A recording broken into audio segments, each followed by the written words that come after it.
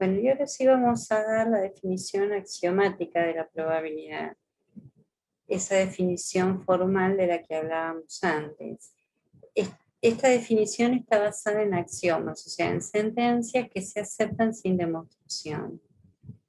Y para establecer esos axiomas, lo que se ha tenido en cuenta es observar lo que le sucede a las frecuencias relativas de, de la ocurrencia de un evento, ¿sí? Porque así habíamos visto que era la idea intuitiva de probabilidad. La probabilidad es el límite de las frecuencias relativas del evento. ¿De acuerdo? Entonces, a medida que vamos a ir escribiendo los axiomas, podemos ir pensando que las frecuencias relativas las cumplen. ¿Sí? Los cumplen, mejor dicho. Entonces, definamos formalmente. Tenemos un espacio muestral asociado a un experimento aleatorio.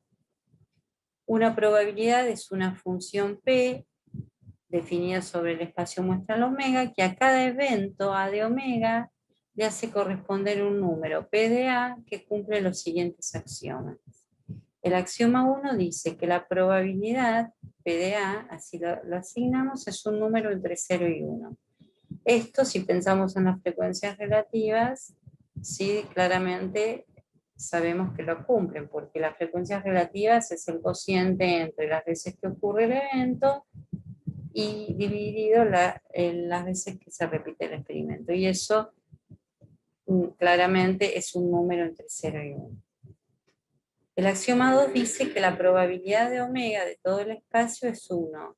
Y sí, porque siempre ocurre el espacio muestral omega. En omega están todos los resultados posibles del experimento. El tercer axioma establece que si A y B son eventos disjuntos, es decir, que no tienen elementos en común, ¿sí? Su intersección es vacía, ¿se acuerdan? Entonces la probabilidad de la unión de estos dos eventos es la suma de las probabilidades. Este axioma se conoce como la ley aditiva y se puede extender o se cumple para más de dos eventos también, ¿sí? Para tres, para cuatro, incluso para un número finito numerable de eventos. Lo que hay que pedir en ese caso, si son más de dos eventos, es que siempre la intersección cada dos de ellos sea igual a vacío, o sea, sean 2 a 2 disjuntos, ¿sí? Eso es lo que se dice ser 2 a 2 disjuntos. O sea que esta condición la tengo que pedir cuando tengo más de dos eventos y establezco la ley aditiva para ellos.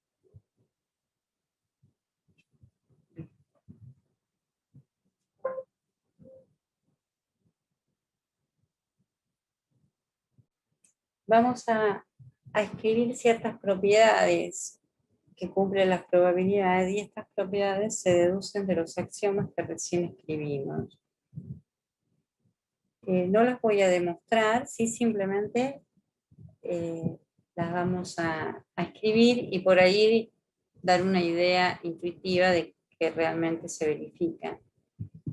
La primera propiedad tiene que ver con la probabilidad del complemento de un evento.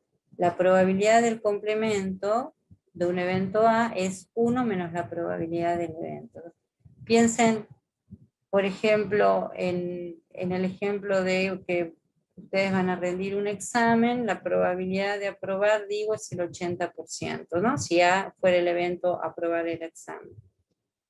¿Cuál va a ser el complemento? Desaprobarlo. ¿Y cuál es la probabilidad de desaprobarlo? El 20%, o sea, 0,20. ¿De acuerdo? O sea que esta propiedad es natural. La probabilidad del evento vacío es 0. ¿Sí? Esto también es intuitivo porque la probabilidad de todo el espacio omega es 1 y el vacío es el complemento de omega. Por lo tanto, su probabilidad tiene que ser 0. Si tengo un evento A contenido en otro evento B o igual, por eso pongo acá una rayita, entonces la probabilidad de A es menor o igual que la probabilidad de B. Vamos a hacer un dibujo de esta situación. como para entenderlo pensando en las frecuencias, ¿no? En esa relación entre frecuencias y probabilidad. Tengo un evento metido adentro de otro. O sea, este es B y este es A. Por supuesto, siempre en el contexto de un espacio muestral, omega.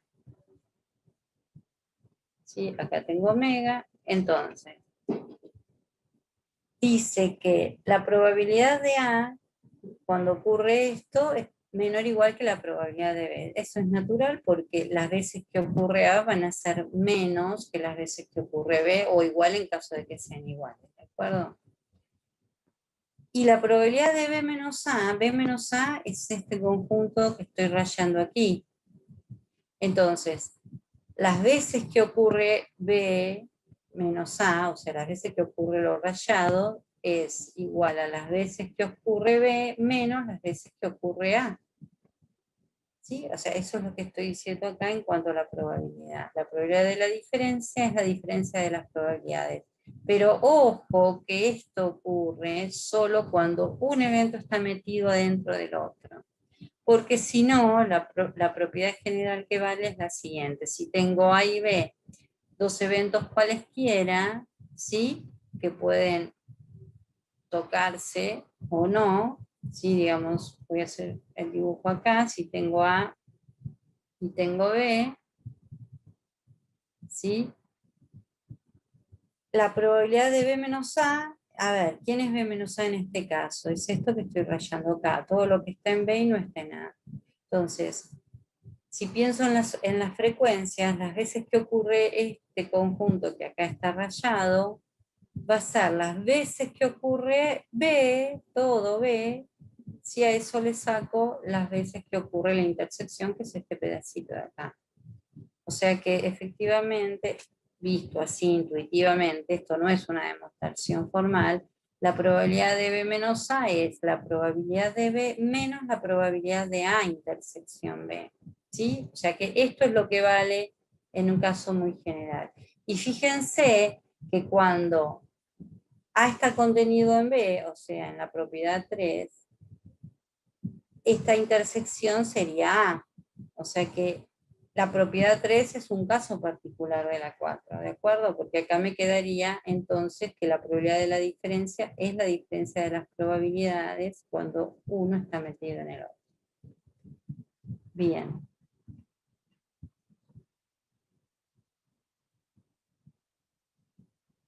Y la última propiedad que vamos a mencionar es la probabilidad de una unión.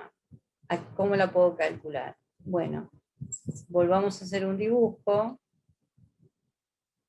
Obvio, esto es A y esto es B. La unión es todo esto, ¿sí? Siempre metido dentro de un universo, un espacio muestral. Ahora, vayamos rayando lo que está escrito acá, ¿no? O sea, comparando con las frecuencias. La probabilidad de la unión dice que es la probabilidad de A, entonces voy contando las veces que ocurre A, más la de B, la voy a rayar con otro color, B, rayo todo B. Y ahora, ¿qué pasó? Si yo dejara hasta ahí la suma de las probabilidades, estaría contando dos veces la intersección. Por eso es que se resta una vez. Es decir, entonces que la probabilidad de A unión B es la probabilidad de A más la probabilidad de B menos la probabilidad de A intersección B.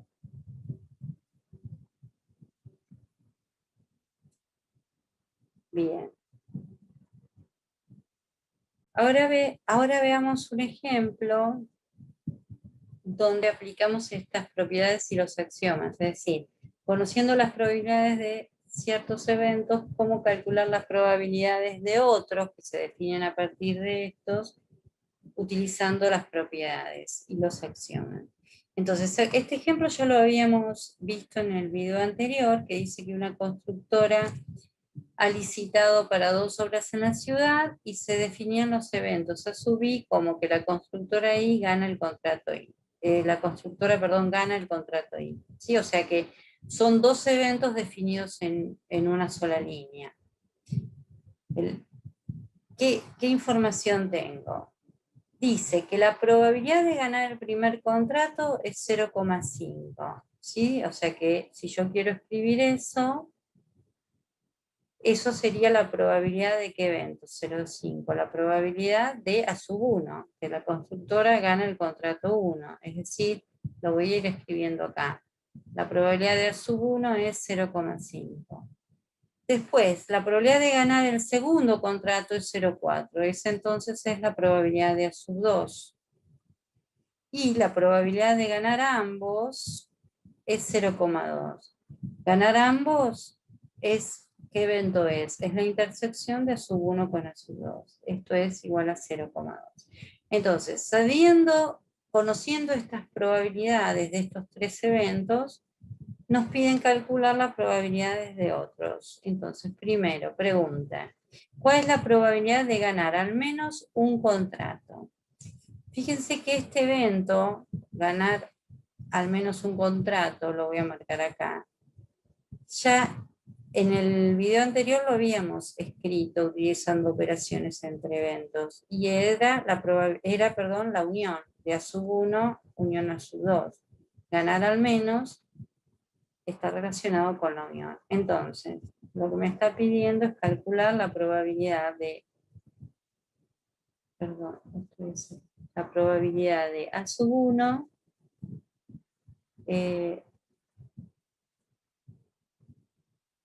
perdón, voy a borrar acá. A sub 1 unión A sub 2. Y esto es, ¿qué propiedad de las que vimos recién me permitía calcular la probabilidad de una unión? Fíjense que voy a tener todos los datos que necesito. Es la propiedad 5, ¿sí? Que nos decía que era la probabilidad de A sub 1 más la probabilidad de A sub 2 menos la probabilidad de A sub 1 intersección A sub 2. Bueno, y reemplazo por los datos y ya tenemos el número. O sea que es 0,7. Bien, otra pregunta. Oye, esperen que acá me quedó mal marcado. Bien, otra pregunta. ¿Cuál es la probabilidad de ganar solo el primer contrato? El evento de ganar solo el primer contrato, ¿sí? También lo habíamos escrito y era gana el primero y no gana el segundo, ¿sí? Entonces, tengo que calcular la probabilidad de ese evento. Ahora, por las propiedades que vimos anteriormente, esto me conviene escribirlo como una diferencia. Ya sabemos que esta intersección es equivalente a escribir A sub 1 menos A sub 2. Y por la propiedad 4, esto es la probabilidad de A sub 1 menos la probabilidad de A sub 1 intersección A sub 2. Y reemplazando por los números, esto es 0,5 menos 0,2, que es igual a 0,3. ¿Bien? Siguiente pregunta. ¿Cuál es la probabilidad de ganar solo un contrato? ¿Sí? Fíjense la diferencia con el anterior. La pregunta anterior era ganar solo el primer contrato. Ahora no especifica cuál, solo uno. Puede ser el primero o el segundo. Igual este ya lo habíamos escrito también. Y esto es, gana el primero y no gana el segundo, o puede pasar que no gane el primero, pero sí gane el segundo. O sea, no gane el primero, pero sí gane el segundo. ¿Sí? O sea, la probabilidad de todo aquello es lo que hay que calcular. Bien, entonces, fíjense, esto, la operación principal de este evento, de todo este evento, es una unión. ¿Sí? Entonces acá tendría que aplicar la propiedad de la probabilidad de una unión. Pero fíjense qué particularidad tiene este evento y este evento, que son disjuntos, porque fíjense, acá estoy diciendo que gana el primer contrato la empresa, y acá con el A sub 1 complemento estoy diciendo que no lo gana. ¿Sí? Lo mismo con el A sub 2 complemento y el A sub 2, o sea que estos no pueden suceder simultáneamente este evento y este evento. Con lo cual, al ser disjuntos, puedo aplicar la ley aditiva, el axioma 3, ¿sí? Y decir que esta es la suma de las probabilidades de esos dos eventos que se están uniendo. Y después, para cada uno de estos términos, aplicar la propiedad 3 de la diferencia. Bueno, antes lo tendría que escribir como una diferencia cada uno, ¿sí? Seamos prolijos. Entonces, esta sería, que ya la había escrito, ¿no? En el inciso, en la pregunta anterior.